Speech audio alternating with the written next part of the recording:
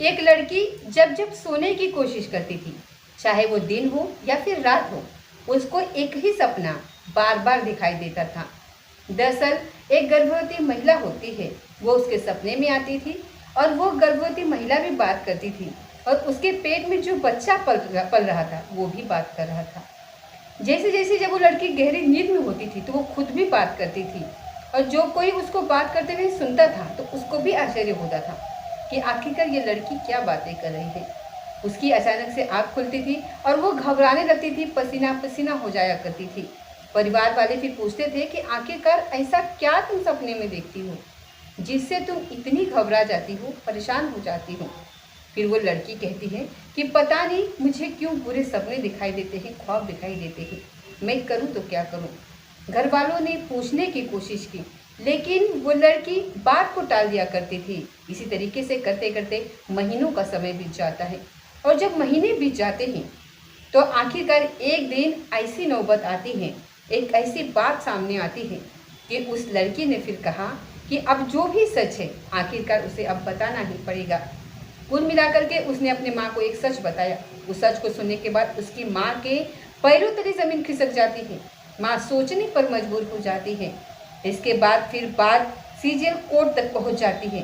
CGL साहब यहाँ पर कहते हैं कि इस लड़की ने जो कहा है इसके बात को मानते हुए देखते हुए कब्र से लाश निकाली जाए और उसका पोस्टमार्टम किया जाए और पोस्टमार्टम करने के बाद ये देखा जाए कि आखिरकार उस गर्भवती महिला के साथ हुआ क्या था। फिर जो सच सामने आता है, मीडिया में जो बात सामने आती है, तो लोगों को ये सच वाकई में हैरान कर देने वाला और परेशान कर देने वाला था। आज इस घटना की गूंज उस इलाके में ऐसे गूंज रही है कि लोग ये सोच कर के परेशान हैं कि जिन रिश्तों पर हम भरोसा कर सकते हैं आखिरकार वो रिश्ते ऐसा कैसे कर सकते हैं। नमस्कार, स्वागत है आपका हमारे चैनल पर। आज की जो सच्ची घटना मैं आपको सुनाने जा रही हूँ, ये सच्ची घटना है उत्तर प्रदेश के जिला मऊ की। जिला मऊ का एक कोतवाली लगता है जिसका नाम है घोसी। घोसी कोतवाली क्षेत्र का एक गांव लगता है जिसका नाम है मोहम्मदपुर कालीपुरा। दरअसल सीजीएल साहब ने यहाँ पर आदेश दिया था और आदेश देने के बाद सीजीएल कोर्ट के नायब तहसीलदार अमरनाथ यादव जो होते हैं वो कोतवाल मनोज सिंह और सब इंस्पेक्टर सूरज सिंह, राजस्व निरीक्षक मपिन खान को और लेखपाल पंकज चौहान को 13 अप्रैल 2025 को लगभग 11 बजे के आसपास इस गांव में लोग पहुंच देते हैं बुलडोज़र लेकर के। और बुलडोज़र लेकर के जब पहुंचते हैं तो वहां जाने के बाद काजीपुरा धोबीघाट एक कब्रिस्तान होता है, वहां पर पूछते हैं कि ये काजीपुरा धोबीस्तान आखिरकार कहाँ पर है। गांव वाले कहते हैं कि फला जगह है। गांव वाले भी समझ नहीं पा रहे थे। तभी उनको ये पता चलता है कि जो नाजिया खातून है जिसकी 4.5 महीने पहले मौत हो चुकी थी, दरअसल ये उसके कब्र को खोदने के लिए आए हैं, उसे कब्र से बाहर निकालने के लिए आए हैं। जैसी सूचना मिलती है उसके बाद पूरे गांव के लोग यहाँ पर इकट्ठा हो जाते हैं। ये इस गांव के ही नहीं बल्कि आसपास के जितने भी इलाके के लोग थे वो यहाँ मौके पर आ जाते हैं। और मौके पर आने के बाद अब ये प्रशासनिक अधिकारी और पुलिस वाले ये सब के सब एक ही बात पूछ रहे थे, एक ही सवाल कर रहे थे कि नाजिया खातून की जो लाश है वो कहाँ पर है और कहाँ उसको दफनाया गया है। कोई भी इस बात को बोलने को तैयार नहीं था, लेकिन पुलिस वालों ने, प्रशासनिक अधिकारियों ने ये बात कही तो आखिरकार एक बुजुर्ग आदमी सामने आता है और वो बुजुर्ग आदमी एक जगह की तरफ इशारा करता है कि नाजिया खातून को यहाँ पर दफनाया गया था। लगभग 26 मिनट तक उस बुलडोजर के माध्यम से उस कब्र की खुदाई की जाती है। उसके अंदर से फिर एक लाश निकाली जाती है, जो लाश अभी 4.5 महीने पहले पूरे रीति रिवाज के हिसाब से उसको सुपुर्दे खाक किया गया था और उसको कफन दफन किया गया था। उसके सहित उसमें से उसको फिर निकाला जाता है। यहाँ से लगभग 22 किलोमीटर दूर जो लाश घर होता है, जहाँ पर मोर्चरी होती है, जहाँ पर पोस्टमार्टम होता है, उस लाश को वहाँ पर लेकर के जाया जाता है। 6 घंटे तक डॉक्टरों की टीम पूरी वीडियोग्राफी करने के दौरान उस लाश का पोस्टमार्टम करती है और पोस्टमार्टम करने के बाद अब ये सूचना और ये बात पहले गांव वालों तक पहुंचती है, उसके बाद आसपास के गांव तक पहुंच जाती है और फिर धीरे धीरे करके मीडिया तक वही बात पहुंच जाती है। जैसे ही गांव वालों का जमघट लगा हुआ था, ठीक मीडिया वालों का भी मौके पर ऐसा ही जमघट लग जाता है। आखिरकार मीडिया वाले ये जानने की कोशिश में जुट जाते हैं कि आखिरकार इस लाश को क्यों निकाला गया था, इसके पीछे की वजह क्या है। तभी सभी तरफ से एक इशारा होता है एक लड़की की तरफ, और उस लड़की की तरफ जैसे ही मीडिया वालों की नज़र पहुंचती है तो उस लड़की ने अपने चेहरे को पूरी तरीके से ढका हुआ था, सिर्फ उसकी आंखें दिखाई दे रही थी। उस लड़की की तरफ जब माइक लगाया जाता है और उससे पूछा जाता है, तब उसने ऐसी चौंकाने वाली बात कही जिसको सुनने के बाद हर कोई हैरान हो जाता है, परेशान हो जाता है। दरअसल उस लड़की की तरफ जब पूछा जाता है तो उसने कहा कि घोसी कोतवाली क्षेत्र का एक गांव लगता है, उस गांव की वो रहने वाली है, और उसकी जो बड़ी बहन है जिसका नाम नाजिया खातून होता है, वो लगभग 4.5 साल पहले उसकी शादी मोहम्मदपुर कादीपुरा की रहने वाली आयुब से उसकी शादी हुई थी। और शादी के बाद ये परिवार बेहद खुश था, सब कुछ एकदम ठीक चल रहा था, जिंदगी एकदम ठीक ठाक चल रही थी।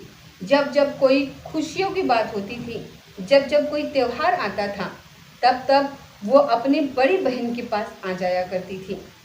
बड़ी बहन के पास आती थी, उससे बातचीत करती थी, और जो उसका जीजा है बहनोई है, शुरुआत में तो वो उसकी बहुत इज्जत किया करता था, लेकिन जैसे जैसे वक्त आगे बढ़ रहा था वो मजाक का दायरा उसका शुरू हो जाता है, जिससे साली और जीजा के मजाक का जो रिश्ता होता है वैसे वो मजाक करता था। पहले तो सभ्यता के दायरे में रह के मजाक हुआ करता था, लेकिन वक्त जैसे जैसे आगे बढ़ रहा था तो उसकी हिम्मत आगे बढ़ने लगती है। अब उस लड़की को वो ऐसा शरीर का ऐसा कौन सा हिस्सा था जिसको वो छूने की कोशिश नहीं करता था।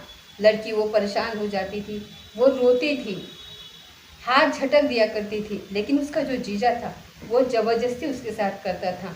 ऐसे करता था कि जैसे जैसे वो उसके बड़ी बहन पर हक है, उस पर भी उसका ऐसा ही हक है, पूरा हक है।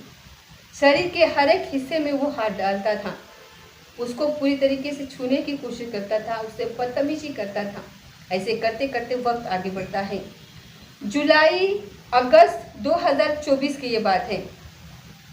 एक बार दवा लेने के लिए ये पढ़लगंज एक जगह लगती है, वहाँ पर एक होटल होता है। ये जब अपने जीजा के साथ वहाँ पर जाती है तो उसका जीजा कहता है कि हम बहुत बुरी तरीके से थक चुके हैं, चकनाचूर हो चुके हैं, अब यहाँ से हमें घर जाना है, लेकिन हम ये सोच रहे हैं कि हम थोड़ा सा आराम कर लें। आराम करने के लिए उस लड़की को बहाने से वो होटल में लेकर के जाता है, और होटल में ले जाने के बाद उसके साथ वो बलात्कार करता है। बलात्कार करने के साथ साथ उसका वो वीडियो बनाता है, उसका फोटोज रात उसकी वीडियोस जो होती है वो अपने पास रख लेता है, ताकि भविष्य में लोग लड़की वो चीख ना सके, चिल्ला ना सके, अपनी दर्द अपनी परेशानी किसी को बता ना सके। वो कहता है कि अगर मैंने ये सब चीज़ें सोशल मीडिया पर अपलोड कर दी तो फिर तुम्हारे उसके बाद तुम्हारी माँ, तुम्हारी परिवार में सारी तुम्हारी रुसवाई हो जाएगी, इसलिए तुम खामोश रहोगी और ठीक रहोगी। अगर तुम खामोश रहोगी तो सुरक्षित रहोगी। वैसे ही इसने पहले ही से ही उसके साथ बैड टच किया करता था, उसको गंदी तरीके से छूने की कोशिश किया करता था। काश उस लड़की ने पहली बार ही विरोध किया होता तो शायद आज ये इतनी बड़ी नौबत नहीं आती। उसके साथ ये बलात्कार हो चुका था और उसकी गंदी संदी वीडियोस भी बन चुकी थी। वक्त आगे बढ़ने लगता है, वो लड़की अपने घर चली जाती है, और घर जाने के बाद फिर कुछ और वक्त आगे बढ़ता है, और नवंबर 2024 के आसपास की बात है जब उसकी बहन प्रेग्नेंट हो जाती है। तो प्रेग्नेंट होने के बाद उसको लगता है कि वो खुद काम करेगी तो दिक्कत नहीं आएगी, इसलिए वो अपनी छोटी बहन को हेल्प के लिए बुला लेती है। उसने अपने माँ को फ़ोन किया, माँ से बातचीत की कि छोटी बहन को यहाँ पर भेज दो, मुझे आज इसकी बहुत ज़्यादा ज़रूरत है। लेकिन बहन ने यहाँ पर साफ साफ इनकार कर दिया था कि वो उसके घर किसी भी कीमत पर नहीं जाएगी, उसे अपने ही घर में कुछ काम है। लेकिन जब उससे बातचीत और पूछने की कोशिश की जाती है कि तुम वहाँ जाना क्यों नहीं चाहती हो, तब उसने कोई खास वजह नहीं बताई, लेकिन वो आने से साफ साफ इनकार कर देती है। जब उसके माँ ने, परिवार के बाकी लोगों ने जिद करी, बड़ी बहन ने जिद की, तो आखिरकार वो फिर चली आती है। ये तारीख है 30 नवंबर 2024 की। जब इस घर के अंदर कोई दिखाई नहीं दे रहा था, तब उसके बहनोई ने उसी वीडियो के माध्यम से उसको ब्लैकमेल करने की कोशिश की और उस लड़की के साथ, अपने साली के साथ वो बलात्कार जैसी घटना को अंजाम दे रहा था। और इसी बीच में नाजिया खातून वहाँ पर पहुँच जाती है। जैसे ही नाजिया खातून ने अपने पति को, अपने शौहर को अपनी छोटी बहन के साथ आपत्तिजनक स्थिति में देखा, तो उसने विरोध किया।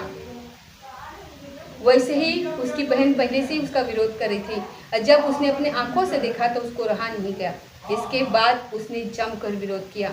नाजिया खातून ने जब विरोध किया तो विरोध करते करते ये इसकी छोटी बहन बताती है कि उसकी माँ भी फिर वहाँ पर आ जाती है और उसकी बहन भी वहाँ पर आ जाती है और इन तीनों ने मिल करके उसकी बहन की गला घोट करके हत्या कर दी। और वो तब तक उसका गला दबा करके रखा जब तक कि उसका प्राण नहीं निकल जाते। और उससे कहा गया था कि तुम खामोश रहना, चुप रहना, ये बात बाहर नहीं निकलनी चाहिए। अगर बाहर निकलेगी तो फिर अंजाम सही नहीं होगा। तुम्हारा वीडियो अभी भी हमारे पास है। इस तरीके की उसको धमकी दी जाती है। 20 नवंबर को ही आखिरकार उसको दफना दिया जाता है, कफन दफन उसका कर दिया जाता है।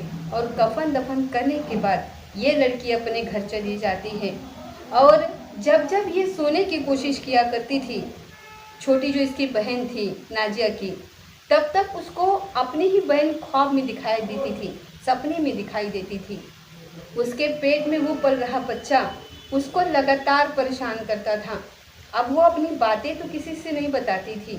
माँ पूछती थी तो उसको ये लगता था माँ को कि शायद बड़ी बहन के खत्म होने का इसको बहुत बड़ा सदमा लगा है, ये परेशान है।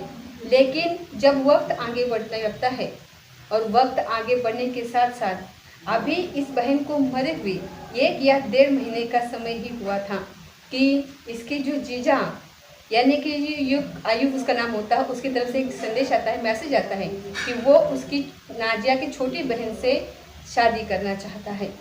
जैसे ही निकाह की बात आती है तो उसकी रूह कांप जाती है। वो अपने माँ से कहती है कि किसी भी कीमत पर मैं निकाह नहीं करूँगी।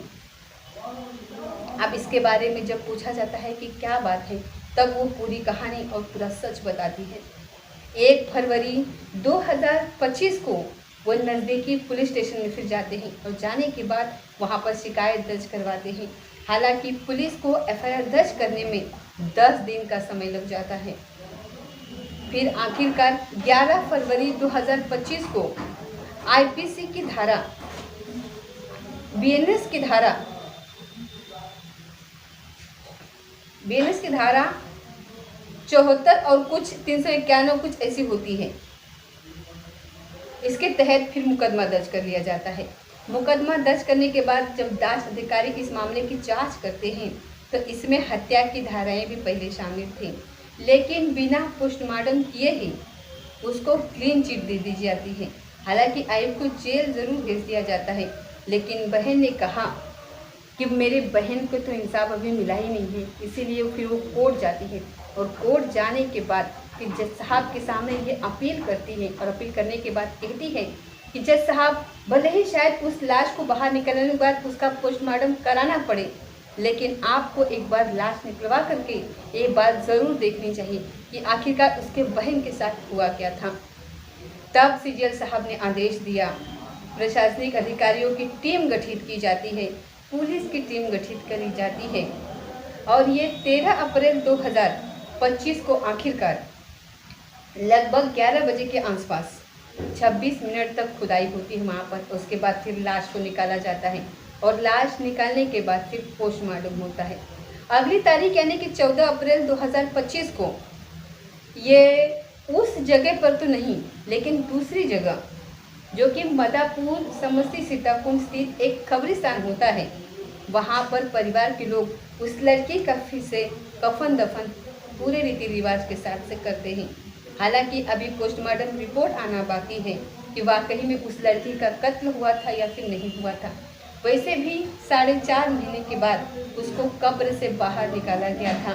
ऐसे में बड़ा ही मुश्किल काम हो जाता है, लेकिन अभी फोरेंसिक लैब और तमाम दुनिया भर की जांचें होने बाकी है। जांच के बाद ही ये स्पष्ट हो पाएगा। लेकिन जिस तरीके से छोटी वाली बहन ने हिम्मत जुटा करके अपने बहनोई के खिलाफ आवाज़ उठाई है। काश उसने पहले बार में ही ये आवाज़ उठाई होती तो शायद उसकी बहन आज मारी नहीं गई होती और उसके बहन के पेट में जो बच्चा पल रहा था वो भी नहीं मारा गया होता। दोस्तों, इस पूरे घटनाक्रम को सुनाने का उद्देश्य किसी को परेशान करना नहीं है, किसी का दिल दुखाना नहीं है, बल्कि आपको जागरूक करना है, आपको सचेत करना है। यदि किसी के साथ इस तरीके का बैड चर्च वाली बात हो या फिर अश्लील क्रिम की बातें हो तो शुरुआत में ही विरोध कर देना चाहिए। सामने वाले की इतनी हिम्मत फिर बढ़ जाती है कि वो शुरुआत में अगर वो विरोध नहीं होता है तो उसको लगता है कि शायद इसको कोई एतराज़ नहीं है, इसको कोई परेशानी नहीं है और इसकी हिम्मत बढ़ने लगती है और सामने वालों की, खासकर महिलाओं की और लड़कियों की हिम्मत टूट जाती है और ऐसी टूटी हुई हिम्मत का वो फ़ायदा उठाते हैं और वो अपराध लगातार बढ़ता चला जाता है और अपराध कब बड़ा अपराध का रूप ले लेता है इसका पता नहीं चलता है। इसीलिए कभी भी अगर ऐसी घटना किसी के साथ हो या फिर कहीं भी आपके साथ कुछ गलत हुआ हो तो उसके लिए स्टैंड लेना बहुत ज़रूरी और सही समय पर स्टैंड लेना ज़रूरी है। अगर आप बहुत देर कर देते हो तो बहुत सारा नुकसान हो जाता है। इसीलिए अगर आपके साथ कुछ गलत होता है तो सही समय पर स्टैंड लेना ज़रूरी है और ख़ास करके अपने माँ और बाप को, घर वालों को ये बात बताना बहुत ज़रूरी होता है, क्योंकि आप उन्हें नहीं बताओगे तो किसे बताओगे। तो आपके साथ अगर किसी के साथ कोई ऐसी घटना होती है तो सबसे पहले अपने बड़ों को बताना चाहिए, क्योंकि वो कोई ना कोई रास्ता ज़रूर निकालते हैं।